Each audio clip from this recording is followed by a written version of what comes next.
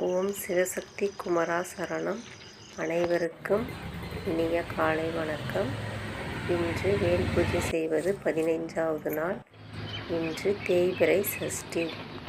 காலையில் எழுந்ததும் குளிச்சுட்டு சாணம் தெளித்து கோலம் போட்டுட்டு வேல் பூஜைக்கு எங்கள் வீட்டு செடியில் இருக்கிற செம்பருத்தி பூ, மல்லிகைப்பூலாம் பறிச்சுட்டு அருகில் இருக்கிற விநாயகர் கோயிலுக்கு போயிட்டு, விநாயகா இந்த நாள் எல்லாருக்கும் இனிய நாளாக இருக்கணும்னு சொல்லி அவருக்கு விளக்கேற்றி வணங்கிட்டு இன்று வேல் பூஜை நான் செஞ்சேன்.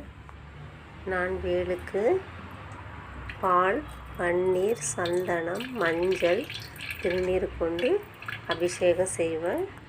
இன்று பால், சந்தனம், மஞ்சள் கொண்டு அபிஷேகம் செஞ்சேன். ஒவ்வொரு பொருளும் அபிஷேகம் செய்யும்போது நான் தீப ஆராதனை காமிப்பேன்.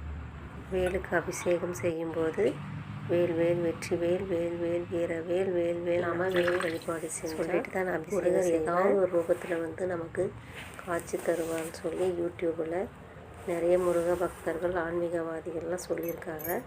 அது உண்மை தான். நான் இந்த வேல் பூஜை செஞ்ச 15 நாட்களுக்குள்ளே ஒரு 10 நாளைக்கு நான் மயிலை பார்த்தேன். வேல் பூஜை செஞ்சால் நிறைய மிராக்கள் நடக்கும்னு சொல்லி நான் நிறைய வீடியோ யூடியூப்பில் பார்த்தேன். எனக்கும் நடந்தது. என்ன நடந்ததுன்னு உங்களோட நான் ஷேர் பண்ணிக்கிறேன்.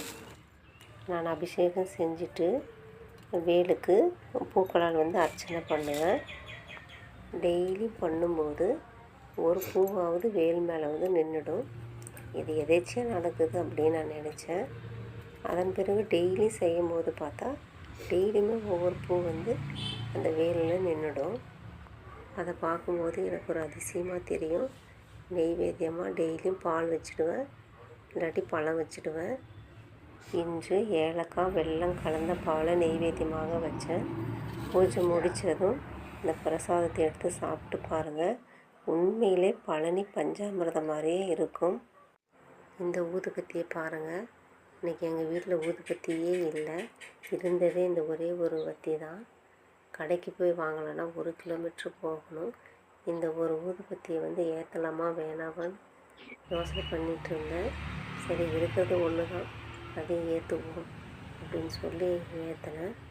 இந்த வத்தி எரிஞ்சு இதனுடைய சாம்பல் கீழே விடவே இல்லை. எனக்கு ஒரே அதிசயமாக இருந்தது. நான் இதை பார்த்துட்டே இருந்தேன். 2 சுற்று இந்த சாம்பல் கீழே விழவே இல்லை. பாதி வத்தி எரிஞ்சும் சாம்பல் கீழே விழவே இல்லை. அப்பனே முருகா, நீ எதையோ எனக்கு உணர்த்த வர அப்படின்னு நினச்சிட்டு முருகா முருகா முருகான்னு சொல்ல ஆரம்பித்தேன்.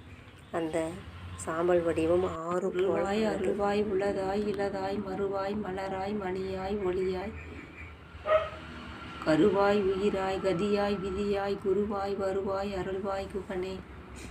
அந்த 6ன்ற ஷேப்பை பார்த்ததையும் எனக்கு தெரிஞ்ச பாடல் வரிகள்லாம் நான் சொல்ல ஆரம்பிச்சிட்டேன்.